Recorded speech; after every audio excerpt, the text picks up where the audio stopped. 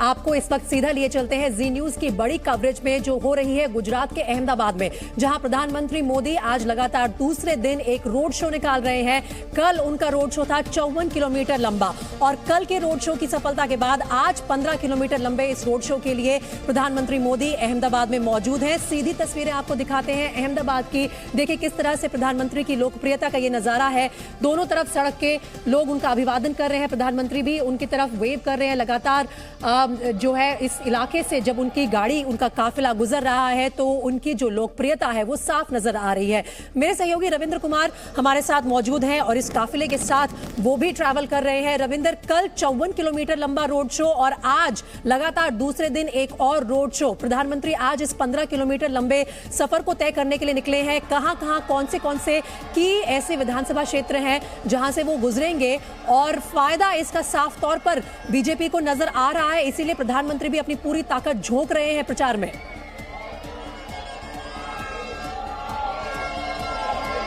बिल्कुल, देखिए प्रधानमंत्री का ये जो रोड शो है 3 विधानसभा क्षेत्रों से गुजर रहा है। कल उन्होंने जो अहमदाबाद की 16 विधानसभा सीटें हैं उसमें से 13 विधानसभा सीटों को कवर किया था और एक साउथ गांधीनगर को 3 विधानसभा सीटें थी वो छूट गई थी। तो इसलिए पार्टी ने यह तय किया कि इस रोड शो को आज प्रधानमंत्री नरेंद्र मोदी इसको तय करें और ये है जमालपुर खड़िया, दरियापुर और बप्पानगर। इसमें तीनों सीटें ऐसी है जो अल्पसंख्यक बहुल क्षेत्र है ये कहा जाता है और यहाँ पर अल्पसंख्यकों का, खासकर मुस्लिम समुदाय को जो वोट होता है काफ़ी मायने रखता है और तीनों ये सीट कांग्रेस के पास है। इसमें से जमालपुर खड़िया, ये अशोक भट्ट जो प्रधानमंत्री नरेंद्र मोदी के साथ भी काम किए हुए थे, कद्दावर नेता हुआ करते थे, उनके बेटे को यहाँ पर जगह मिली है और इसलिए कह सकते हैं कि जो रोड शो किया जा रहा है कम से कम एक सीट बीजेपी के खाते में आए, ये कोशिश है प्रधानमंत्री के इस रोड शो से। चूँकि अब से थोड़ी देर पहले ही भद्रकाली माता मंदिर का उन्होंने दर्शन किया है, उसके बाद ये रोड शो आगे बढ़ रहा है। और मैं बता दूं कि जो क्षेत्र है अभी जो ये दिल्ली दरवाजा कहलाता है, यहाँ से गुजरने वाला भद्रकाली मंदिर, खमासा, कोठा, ऑस्ट्रेलिया दरवाजा, अभी आप ऑस्ट्रेलिया दरवाजा पहुँचे हुए हैं। यहाँ से रायपुर दरवाजा, सहारनपुर और उसके बाद सरसपुर, और सरसपुर से वहीं पर इनकी जनसभा भी होगी प्रधानमंत्री नरेंद्र मोदी की। तो जहाँ तक सियासी फायदे की बात आप कर रही हैं तो जाहिर सी बात है प्रधानमंत्री नरेंद्र मोदी एक ऐसा चेहरा है जो बीजेपी को हर चुनाव में 2014 से आप देखिए चाहे वो 2014 का लोकसभा का चुनाव हो या फिर उसके बाद जितने विधानसभा चुनाव हो या फिर 2019 का लोकसभा चुनाव, ये सभी कहीं ना कहीं पार्टी की रणनीति जो भी रही हो, प्रचार का माध्यम कुछ भी रहा हो, मुद्दे कुछ भी रहा हो, लेकिन विपक्षी पार्टियों से अगर कोई चीज़ अलग करता है तो प्रधानमंत्री नरेंद्र मोदी हैं। और यही वजह है कि जो ये रोड शो आज कराया जा रहा है या फिर कल जो रोड शो हुआ है, ये अपने जनाधार को पुख्ता करने के साथ साथ वैसे वोट को अपने पाले में लाने का है जो विपक्षी खाते में चला न जाए। और इसलिए लगातार प्रधानमंत्री का ये दूसरा दिन का रोड शो है और ये रोड शो 15 किलोमीटर लगभग चलेगा।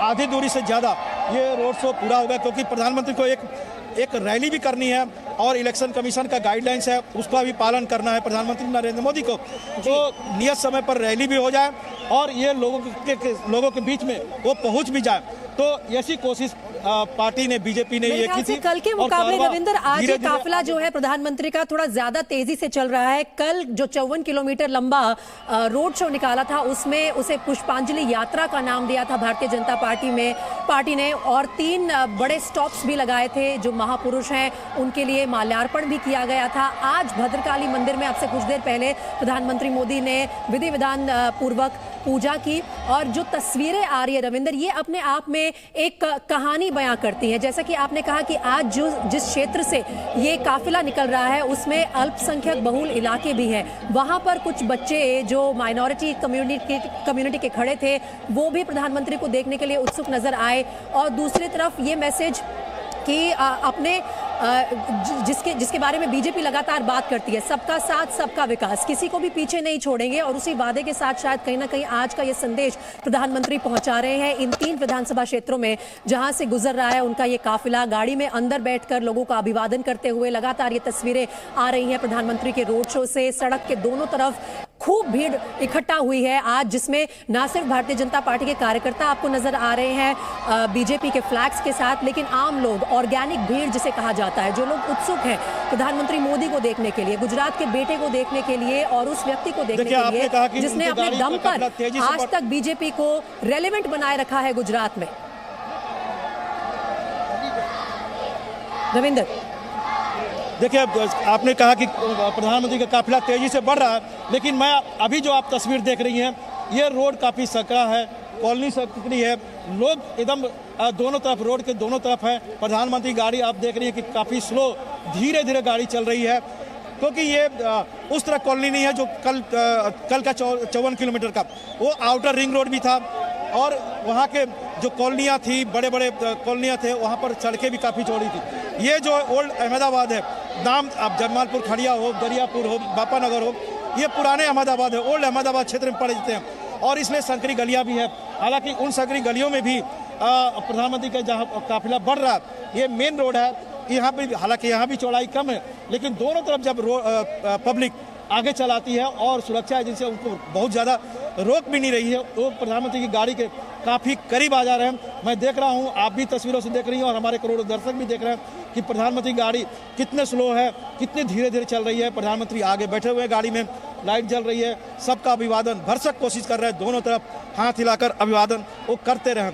तो कहीं ना कहीं जो 54 किलोमीटर की जो कल यात्रा थी, उससे कम इसमें जोश नहीं है, केवल जो कमी है तो दूरी की कमी है। कल 54 किलोमीटर था, ज़्यादा विधानसभा क्षेत्र कवर हुए थे, आज 3 विधानसभा क्षेत्र कवर हो रहे हैं, लगभग 15 किलोमीटर की दूरी है, लेकिन जो जन समुदाय है, जन समुद्र है, वो कल की तरह ही मुझे दिखाई दे रहा है। आप भी देख रही हैं, दोनों तरफ जोश में कोई कमी नहीं है, और प्रधानमंत्री का द्वारा अभिवादन किए जाने में भी कोई कमी नहीं दिख रही है इस यात्रा में, इस रोड शो में। हालांकि हम लोग रोड शो बोल रहे हैं, बीजेपी के कोई भी नेता इसे रोड शो नहीं कह रही है, इसके पीछे इलेक्शन कमीशन का गाइडलाइंस भी होगा।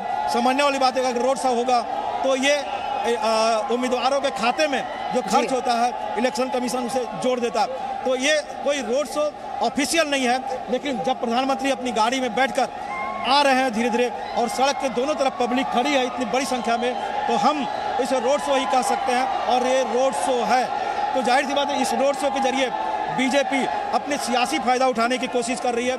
जैसा कि मैंने कहा कि 3 विधानसभा क्षेत्र जो अल्पसंख्यक, खासकर मुस्लिम बहुल क्षेत्र है, हालांकि अभी जहां से गुजर रहे हैं, यहाँ पर आप नारे आप सुन सकती हैं कि जय श्री राम के नारे लग रहे हैं, मंदिर है, लोग यहाँ पर भगवा टोपी पहने हुए हैं और यहाँ जय श्री राम के नारे लग रहे हैं। लेकिन खास बात यह है कि जब अल्पसंख्यक क्षेत्र से गुजरे तो वहाँ पर भी इस तरह के कोई भड़काऊ नारे नहीं लगे, यानी सबका साथ सबका विकास का जो प्रधानमंत्री का नारा है, उनके प्रति जो उम्मीदें हैं अल्पसंख्यक समुदाय में या मुस्लिम समुदाय में, वो बरकरार है, वो आगे बढ़ रही है। वोट देना वो सियासी तौर पर अलग बात है, लेकिन मुस्लिम समुदाय हो, अल्पसंख्यक समुदाय हो, उसको पता है कि प्रधानमंत्री की जितनी भी योजनाएं हैं वो सब उनके गांव घर में पहुंच रहा है, उनके परिवार उससे लाभान्वित हो रहा है। तो यही वजह है कि अल्पसंख्यक समुदाय के जो क्षेत्र है, वहाँ से जब प्रधानमंत्री नरेंद्र मोदी गुजरे तब भी अभिवादन हुआ। जो आप कह रहे थे कि छोटा छोटा बच्चा वहाँ खड़ा, बच्चे खड़े थे, बुजुर्ग खड़े थे, अपने पारंपरिक ड्रेस में, जो वेशभूषा होता है अल्पसंख्यक समुदाय,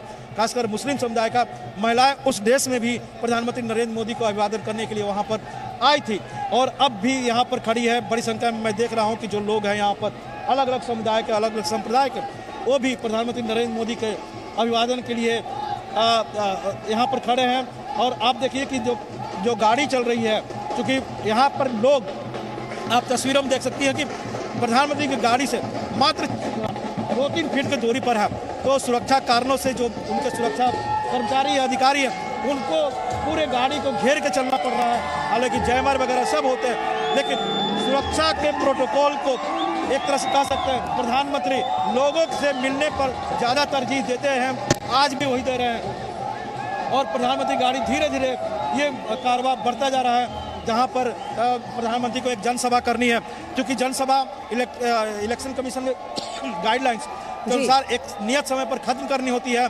तो प्रधानमंत्री चाहते हैं, कोशिश कर रहे हैं कि जहां पर लोगों की संख्या ज़्यादा है वहां पर वो अपनी गाड़ी धीरे कर लेते हैं, जहां पर थोड़ी चूँकि चौड़ी रोड होती है, कॉलोनियाँ होती है या ऑफिसेज होते हैं, जहां पर वो ऑफिसेज बंद हो गए हैं, तो वहां पर लोगों की संख्या कम होती है, तो थोड़ी गाड़ी तेज़ी से बढ़ती है, जिसका आप थी।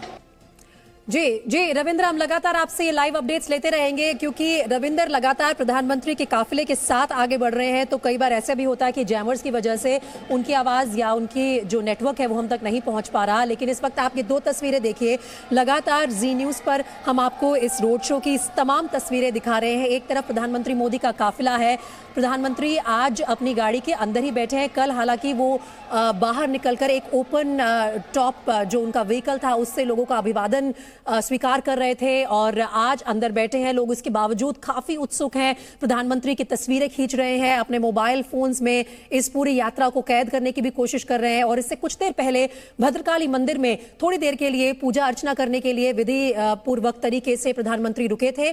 वहां पर पूजा करने के बाद एक बार फिर से रोड शो में वो आ गए। और जैसा कि रविंद्र हमें बता रहे थे कि औपचारिक तौर पर शायद इसे रोड शो की तरह प्लान नहीं किया गया था, लेकिन रविंद्र जिस तरह की प्रधानमंत्री की पॉपुलैरिटी है, गुजरात के बेटे हैं, गुजरात में उनका अलग ही एक ऑरा है, उनकी मान्यता है। और 27 सालों से प्रधानमंत्री का काफिला अब यहाँ पर रुक रहा है। प्रधानमंत्री का काफिला यहाँ रुका है। जैसा कि मैंने पहले भी कहा था, 15 किलोमीटर के इस काफिले में 2 जगह उनका पड़ाव है।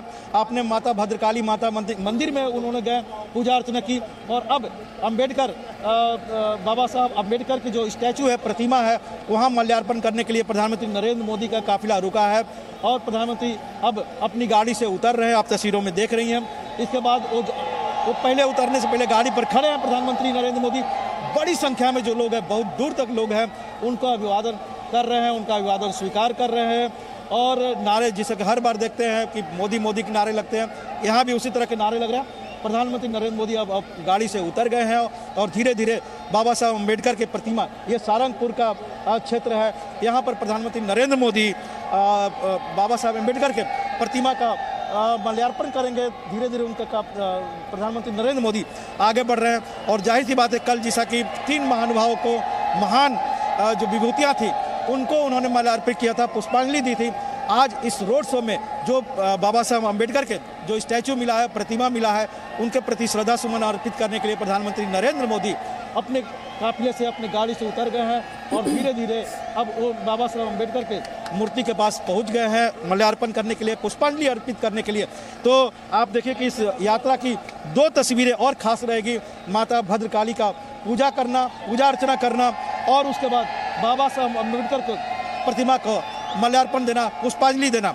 और आपने देखा कि पिछले 8 साल में जो प्रधानमंत्री नरेंद्र मोदी की सरकार ने बाबा साहब अम्बेडकर से जुड़े 5 तीर्थ जो था, 5 जगह थे, उसको पंच तीर्थ के नाम दिया और उसको भव्य रूप दिया गया है प्रधानमंत्री नरेंद्र मोदी द्वारा बाबा साहब अम्बेडकर को लेकर। तो और प्रधानमंत्री नरेंद्र मोदी हो या बीजेपी के तमाम बड़े नेता ये अक्सर कहा करते हैं कि पिछले 70 सालों में अगर किसी ने भुलाया है तो सरदार पटेल को भुला दिया गया, किसी को भुलाया गया तो बाबा साहब अम्बेडकर को जो संविधान निर्माता थे उनको भुला दिया गया। और एक परिवार, जो पीएम नरेंद्र मोदी भी आरोप लगाते रहते हैं या फिर अमित शाह या बीजेपी लगाती रहती है कि एक परिवार को तरजीह दिया गया, नेहरू गांधी परिवार को नाम लेकर कहा जाता है। तो कहीं ना कहीं ये जो तस्वीर आप देख रही है उसी पंचतीर्थ का एक कह सकते हैं कि उत्तम उदाहरण भी है, नमूना भी है कि बाबा साहब अम्बेडकर के प्रतिमा को माल्यार्पण करने के लिए प्रधानमंत्री नरेंद्र मोदी उतरे थे। उनका माल्यार्पण करके पुष्पांजलि देकर अब धीरे धीरे वो अपने गाड़ी की तरफ जा रहे हैं। और लोगों का, हालांकि अभी भी लोगों का अभिवादन वो स्वीकार भी कर भी रहे हैं और अब अपनी गाड़ी में वो बैठने वाले हैं प्रधानमंत्री नरेंद्र मोदी। और वो अपनी देखिए कि बड़ी अपनी गाड़ी पर खड़े होकर आप कल्पना करिए कि इस उम्र में भी देखिए, उम्र एक होती है, सबकी उम्र आती है, 70 साल के लगभग प्रधानमंत्री नरेंद्र मोदी का ये उम्र होने वाला है। और उस उम्र में भी कल 54 किलोमीटर तक खड़े होकर गए हैं, लोगों का अभिवादन करते गए, दोनों हाथ से करते गए। आप कल्पना करिए कि 54 किलोमीटर 50 किलोमीटर कोई खड़ा रहे और उसके बाद दोनों हाथ से वेव करता रहा। आज भी अभी आपने देखा, वो तस्वीर देखा होगा, गाड़ी पर खड़े हुए जैसे कोई युवा हो और खड़े होकर सबका अभिवादन किए हैं। अब ये काफिला उनका धीरे धीरे आगे बढ़ रहा है। तो कहीं ना कहीं ये बात कह सकते हैं कि प्रधानमंत्री नरेंद्र मोदी एक ऐसा चेहरा है जो बीजेपी को दूसरी पार्टियों से बहुत अलग करती है। और ये नमूना है उनका रोड शो, कल का रोड शो, आज का रोड शो, सूरत का रोड शो और इस तरह के तमाम जो रोड शो है। लेकिन जाहिर सी बात है कि प्रधानमंत्री नरेंद्र मोदी के प्रति जो गुजरात के लोगों का लगाव है वो दर्शाता है। और इसी के कारण से बीजेपी प्रधानमंत्री को इतने रोड शो, इतनी रैलियां कराती है, सियासत में जीत सुनिश्चित हो। क्योंकि बीजेपी के तमाम बड़े नेता कहते हैं कि अगर आप लोगों का भलाई करना चाहते हैं, लोगों के काम करना चाहते हैं, तो जाहिर सी बात है कि आपको लोगों के लिए काम करते रहना होगा, आपको जीत सुनिश्चित करनी होगी। राजनीति में अगर आप सत्ता में नहीं है तो कोशिश करके भी उनको उतना विकास की योजनाएं नहीं पहुंचा सकते हैं जितना सत्ता में रहकर। हालांकि बीजेपी सालों तक बीजेपी विपक्ष में रही है और यहाँ तक आपने देखा होगा कि जनसंघ के समय उनकी जीत उम्मीदवार लगातार हारते थे, किसी की जमानत बच जाती थी तो उसके लिए सेलिब्रेशन होता था और इतने लगातार वो बीजेपी जनसंघ के नेता सड़कों पर रहे और तब जाकर ये सरकारें बनी, बीजेपी सत्ता में आई है। लेकिन एक विडंबना है कि आज की तारीख में जब हिमाचल और गुजरात में विधानसभा चुनाव हो रहे हैं, वैसे में जहां पर मुख्य दावेदार विपक्ष के कांग्रेस थी, कांग्रेस के सबसे बड़े नेता राहुल गांधी उससे इन चुनाव प्रचारों से दूर रहे। वो एक अलग मकसद से चल रहे हैं, भारत जोड़ो यात्रा।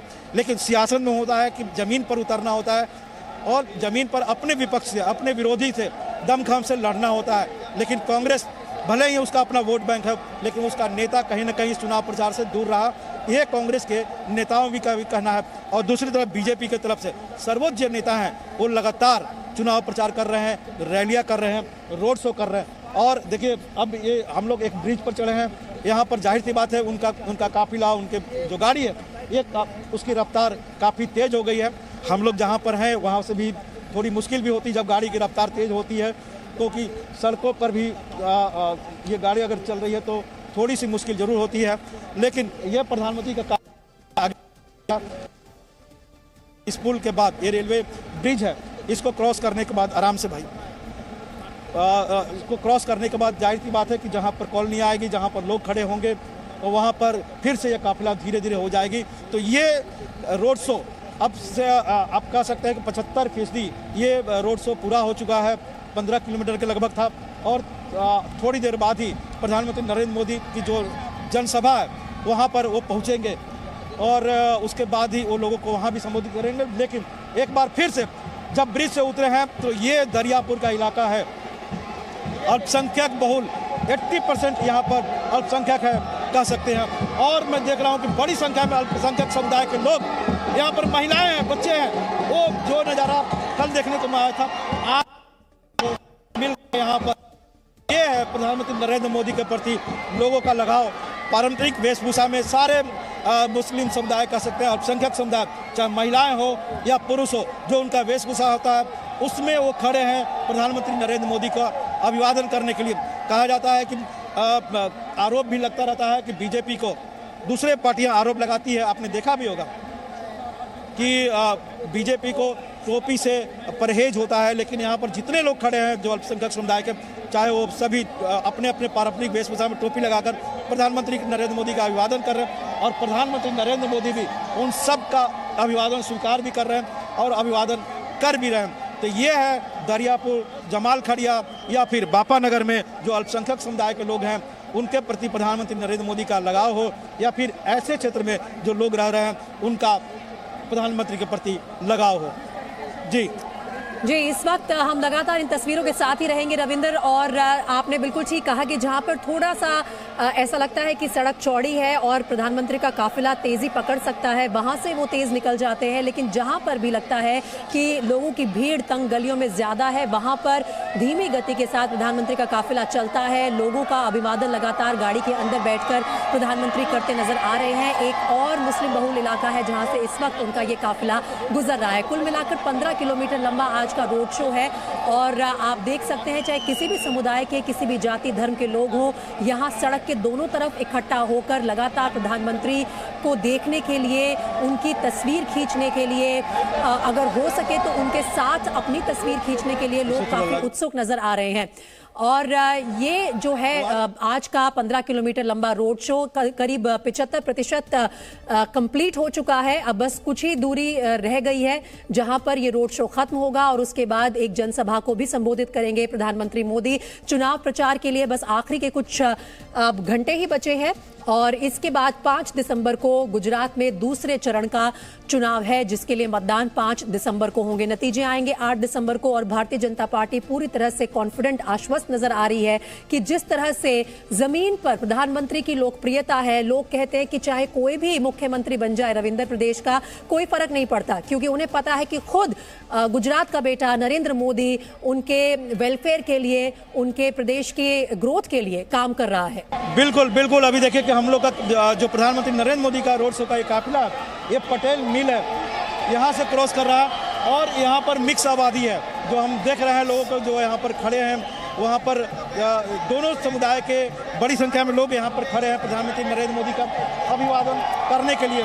और ये लंबा कॉलोनी है, बहुत बड़ी संख्या में बड़ी दूरी तक लोग यहाँ पर खड़े हैं, चेयरिंग कर रहे हैं और प्रधानमंत्री नरेंद्र मोदी का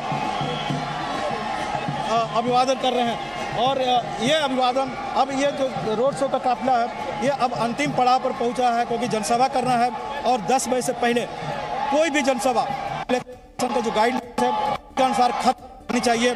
और प्रधानमंत्री को आज दिल्ली लौटना भी है, जैसा कि जो जानकारी के अनुसार कल वो 54 किलोमीटर के रोड शो करने के बाद गांधीनगर में ही विश्राम किए थे, रात्रि विश्राम किए थे। लेकिन आज जो शेड्यूल है उसके अनुसार जनसभा और रोड शो, एक और जनसभा करने के बाद उनको दिल्ली लौटना भी है।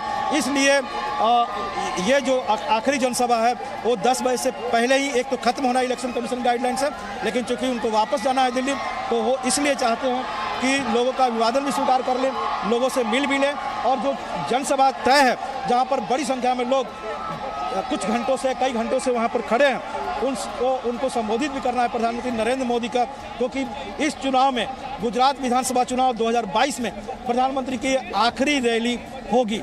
तो कहीं ना कहीं प्रधानमंत्री चाहते हैं या फिर जो बीजेपी का जो रणनीति है उसके अनुसार रोड शो का ये जो कार्यक्रम है ये पूरा होने के बाद प्रधानमंत्री नरेंद्र मोदी अपने जो जनसभा है उसको भी संबोधित करें, जहाँ पर बड़ी संख्या में आपने देखा कि गुजरात में जहाँ जहाँ भी प्रधानमंत्री नरेंद्र मोदी का जनसभा होती है बड़ी संख्या में लोग वहाँ पर रहते हैं। हमने हिमाचल प्रदेश में भी देखा है कि हिमाचल प्रदेश चूँकि पहाड़ी एरिया था, वहाँ पर छोटे छोटे मैदान होते थे लेकिन पूरा मैदान भरा रहता था। पहाड़ों की चोटी ऊंचाई पर भी लोग प्रधानमंत्री नरेंद्र मोदी को सुनने के लिए खड़े रहते थे। और यहाँ पर गुजरात में तो जहाँ भी रैलियाँ हो रही है बड़ी संख्या में लोग उनको सुनने के लिए। बीजेपी चाहेगी कि वो जो जनसभा है वो तय समय पर प्रधानमंत्री वहाँ पर पहुँचे। हालांकि 1 घंटा विलम्ब हो रहा है प्रधानमंत्री नरेंद्र मोदी का जो समय था जो जनसभा के लिए सरसावा का, तो अब वो ये रोड शो चंद मिनटों बाद ही या चंद किलोमीटर, 1-2 किलोमीटर के बाद ही ये खत्म होने वाला है।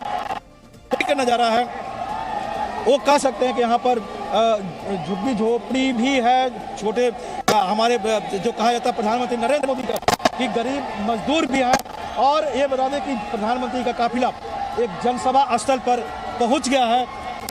रोड शो प्रधानमंत्री का जहां तक तय था वो पूरा हो चुका है और प्रधानमंत्री अब जनसभा को संबोधित करने के लिए जो उनका जो फील्ड तय हुआ है वहां पर प्रधानमंत्री नरेंद्र मोदी का काफिला इंटर कर गया है और प्रधानमंत्री का रोड शो खत्म हो गया है। जो 15 किलोमीटर का रोड शो था वो पूर्ण हुआ। 3 विधानसभा क्षेत्रों से ये गुजरा है, दरियापुर, जमालपुर खड़िया और बापानगर। ये तीनों विधानसभा सीट कांग्रेस के पास है। अल्पसंख्यक बहुल ये क्षेत्र है, लेकिन जमालपुर खड़िया से अशोक भट्ट जो पुराने नेता हैं, कद्दावर नेता होते थे गुजरात के, उनके बेटे भूषण भट्ट खड़े हैं। पार्टी को उम्मीद है कि इस रोड शो से जो ये रोड शो हुआ है इससे भूषण भट्ट या फिर जमालपुर खड़िया ये सीट बीजेपी के खाते में आ जाएगी।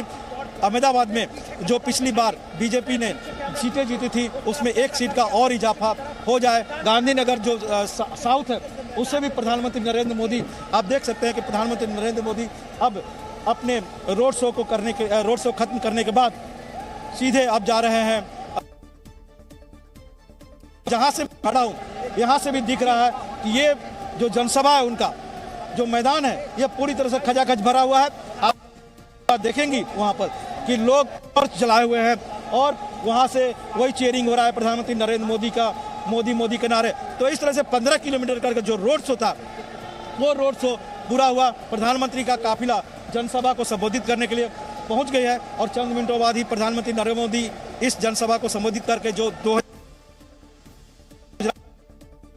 आखिरी सार्वजनिक कार्यक्रम अगर कह सकते हैं चुनावी दृष्टि से, सियासी तौर पर बीजेपी के लिए, तो प्रधानमंत्री नरेंद्र मोदी अब संबोधित करने जा रहे हैं। और इस तरह से 28 से 30 जो जनसभा की है चुनाव की घोषणा होने के बाद प्रधानमंत्री नरेंद्र मोदी, और कई रोड शो किए हैं, खासकर सूरत का रोड शो और अहमदाबाद के दोनों रोड शो को अगर काउंट करें तो इसको देखते हुए बीजेपी को उम्मीद है, गृहमंत्री अमित शाह को उम्मीद है, यहाँ के मुख्यमंत्री को उम्मीद है, यहाँ के अध्यक्ष को उम्मीद है और बाकी कार्यकर्ताओं को जो एक मिशन है, जो लक्ष्य रखे हैं कि 2/3 बहुमत से सत्ता बरकरार रखने का, वो पूरा हो सकता है प्रधानमंत्री नरेंद्र मोदी के बदौलत। आप लगातार हमारे साथ बने रहिए। और जैसा कि आपने कहा कि 15 किलोमीटर लंबा ये रोड शो अब खत्म हो गया है, अब से कुछ ही देर में एक जनसभा को भी संबोधित करेंगे प्रधानमंत्री मोदी।